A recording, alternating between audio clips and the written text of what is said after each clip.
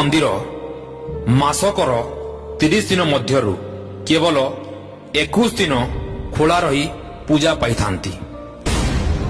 ସନ୍ଧ୍ୟା ନଇବା ପୂର୍ବରୁ କେହି ମଧ୍ୟ କାଳିଜାଇ ଦ୍ୱୀପରେ ରହନ୍ତି ନାହିଁ।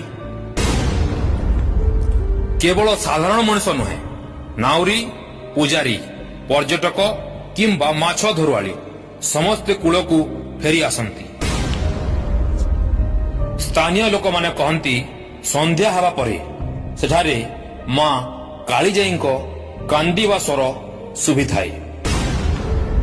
ଏଇଥିପାଇଁ ତ ଆଜି ଚିଲିକା ଏତିକି ଚର୍ଚ୍ଚାର ବିଷୟକୁ ଆସିଯାଇଛି ଯେ ଦେଶ ବିଦେଶରୁ ପର୍ଯ୍ୟଟକମାନେ ଭ୍ରମଣ କରିବା ପାଇଁ ଆସୁଛନ୍ତି ଏବଂ ମାଙ୍କୁ ଯାହା ସୁମନା କରୁଛନ୍ତି ସମସ୍ତଙ୍କର ମନସ୍କାମନାକୁ ମା ପୂର୍ଣ୍ଣ କରୁଛନ୍ତି ବୋଲି ଶ୍ରଦ୍ଧାଳୁ ଏବଂ ଭକ୍ତମାନେ କୁହନ୍ତି।